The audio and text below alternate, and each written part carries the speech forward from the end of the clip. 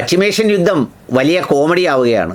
Comedy വേറൊന്നുമല്ല, ഈ യുദ്ധവും അതീശത്വവും കൈകടത്തലും ലോകത്തിൻ്റെ ഭീഷണിയുമൊക്കെ ആക്രമിച്ച അമേരിക്ക ഇസ്രയേലിന് വേണ്ടി പറയുന്നുണ്ടെങ്കിലും ലോകത്തൊരു രാജ്യങ്ങളും ഇറാൻ ഒരു വലിയ ഭീഷണിയാണെന്നും ലോകത്ത് അവരതാണ്ട് വലിയ കുഴപ്പങ്ങളുണ്ടാക്കാൻ പോകുന്നു എന്നും ഒന്നും അവർ അംഗീകരിക്കുന്നതേയില്ല.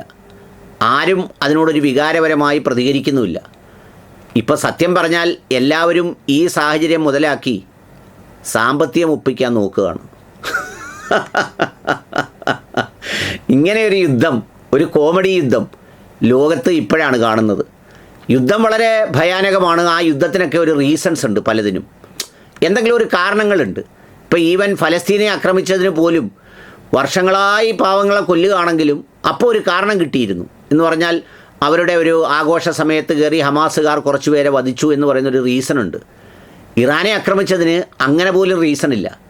അതുകൊണ്ടാണ് ഈ ട്രംപ് കളസം കീറി കിടന്ന് എല്ലാ രാജ്യങ്ങളും പടക്കപ്പലയക്കൂ, എല്ലാവരും വായോ എന്നൊക്കെ പറയുമ്പോൾ ഇന്ന് സ്വിറ്റ്സർലൻഡ് പറഞ്ഞു അവരുടെ വ്യോമപാത യുദ്ധവിമാനത്തിന് ഉപയോഗിക്കാൻ പറ്റത്തില്ലെന്ന് പറഞ്ഞു. ഫ്രാൻസ് നേരത്തെ പറഞ്ഞു. മിഡിൽ ഈസ്റ്റ് രാജ്യങ്ങളാരും US ബേസിൽ നിന്ന് തിരിച്ചടിക്കാൻ തയ്യാറേ അല്ല. US എന്ന് പറയുന്ന പട്ടാളക്കാരിപ്പം മിഡിൽ ഈസ്റ്റിൽ ഒരുതരം വടിവേലു ഉണ്ടല്ലോ, നമ്മുടെ തമിഴ് സിനിമയിലെ വടിവേലു സ്റ്റൈലിലാണ് അവർ കാണുന്നത്. തമാശ ക്യാരക്ടറായി മാറിയിട്ടുണ്ട്. അതാണ് സ്ഥിതിവിശേഷം.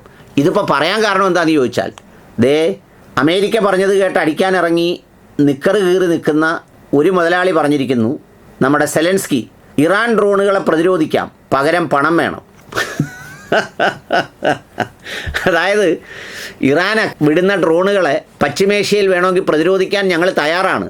അതിൻ്റെ സംവിധാനങ്ങളോ വിമാനങ്ങളോ വാഹിനികളോ ഒക്കെ വിട്ട് തകർത്ത് ഞങ്ങൾ റെഡിയാക്കാം.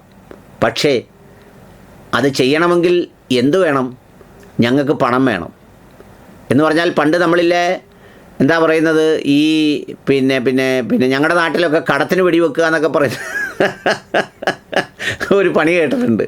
എന്ന് പറയുന്നത് പോലെ പണം തന്നാൽ തടയാമെന്നാണ് പറയുന്നത്. അല്ലാതെ ഇതൊരു അന്താരാഷ്ട്ര ആവശ്യമായിട്ടോ ലോകത്തിന് ഭീഷണിയായിട്ടോ ഒന്നും ഇറാൻ മാറിയിട്ടില്ല. അതുകൊണ്ടാണ് ഇന്ന് ലാരിഞ്ചി എന്ന് പറയുന്ന ഇറാൻ്റെ സുരക്ഷാ ഉപദേഷ്ടാവ് പറയുന്നത് 9/11 പോലെ ഒരു അറ്റാക്ക് അമേരിക്ക ഉണ്ടാക്കാൻ ശ്രമിക്കുന്നുണ്ട്. എവിടെയെങ്കിലും ISIS ഭീകരരെയോ മറ്റോ ഉപയോഗിച്ചൊരു ആക്രമണം ഉണ്ടാക്കുക എന്ന് പറയുന്നൊരു പദ്ധതിയുണ്ട്. അതിൽ ഞങ്ങൾ പങ്കാളിയല്ല. ഇറാൻ ഭീകരാക്രമണത്തിനെതിരാണ്.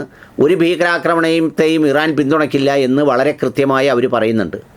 എന്ന് വെച്ചാൽ ഇപ്പോൾ ഹോർമുസ് കടലിടുക്കിലൂടെ കടന്നു പോകുന്ന കപ്പലുകളെ വെച്ച് എങ്ങനെ കാശുണ്ടാക്കണമെന്നാണ് ഇറാൻ ചിന്തിച്ചുകൊണ്ടിരിക്കുന്നത്. അതുപോലെ തന്നെയാണ് ഇപ്പോൾ ഉക്രൈനും രംഗത്ത് വന്നിരിക്കുന്നത്. ചുരുക്കി പറഞ്ഞാൽ ഇനി ആരെങ്കിലുമൊക്കെ യുദ്ധത്തിനിറങ്ങണമെങ്കിൽ, പണ്ട് രാവിലെ ഒരു ചുവടെടുത്ത് വെക്കണമെങ്കിൽ കൈക്കൂലി കൊടുക്കണമെന്ന് പറഞ്ഞതുപോലെ, യുദ്ധത്തിനിറങ്ങണമെങ്കിലും അനുകൂല പ്രസ്താവന ഇറക്കണമെങ്കിലും ട്രംപും നെതന്യാഹുവും കാശ് കൊടുക്കേണ്ട സ്ഥിതിയിലേക്കാണ് പശ്ചിമേഷ്യൻ യുദ്ധം എത്തിയിരിക്കുന്നത്.